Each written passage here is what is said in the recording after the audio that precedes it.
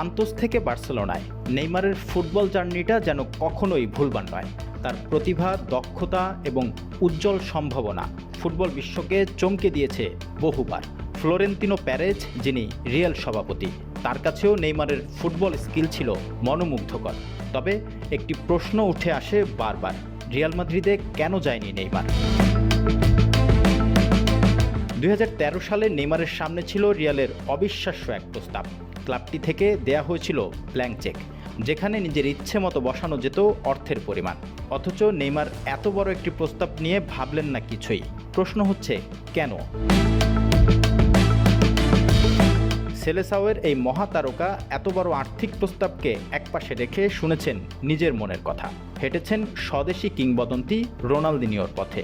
তার সেই স্বপ্ন, যা সান্তোসে থাকতে লুকিয়েছিল তার মনের মধ্যে, সেটি একসময় তার পথ প্রদর্শক হয়ে দাঁড়ায়।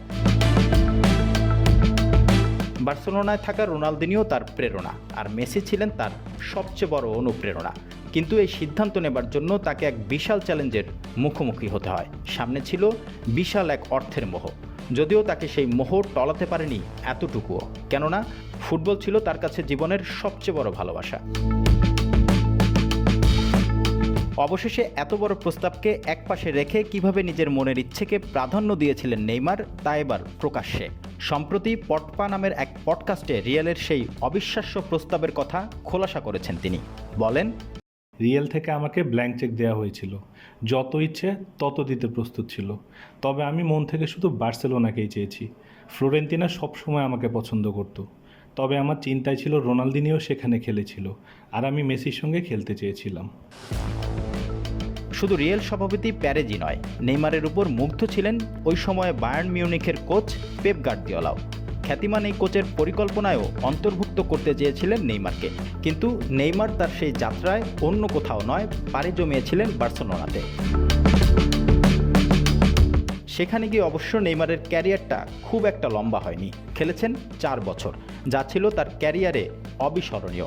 186 ম্যাচ খেলে করেছেন 105টি গোল, সঙ্গে ছিল 76টি অ্যাসিস্ট।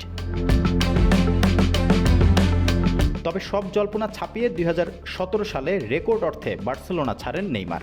পাড়ি জমালেন ফ্রান্সের ক্লাব পিএসজিতে। নেইমার পিএসজিতে পাড়ি দেওয়ার পরও বার্সেলোনার প্রতি তার ভালোবাসার কমতি হয়নি এতটুকুও।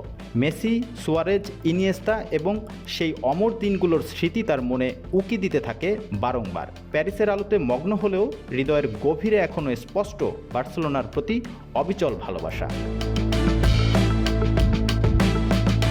এখানেই শেষ নয়। পিএসজিতে আসার পর সেখান থেকে আবার পাড়ি জমান সৌদি ক্লাব আল হিলালে। 1.5 মৌসুম সেখানে কাটিয়ে এই জানুয়ারিতে ফিরেছেন শৈশবের ক্লাব সান্তোসে। তবে এখানে এসেও জন্ম হয় নতুন এক গুঞ্জনের। শোনা যায় সান্তোস ছেড়ে নেইমার আবারও ফেরার চেষ্টা করছেন বার্সেলোনাতে। তাহলে কি নেইমার আবারও ফিরবেন বার্সেলোনায়? তবে যাই হোক, নেইমার বার্সেলোনায় ফিরুক আর নাই ফিরুক, কথা পরিষ্কার, নেইমার কখনোই শুধু অর্থ নয়, ছুটেছেন তার স্বপ্নের পেছনে।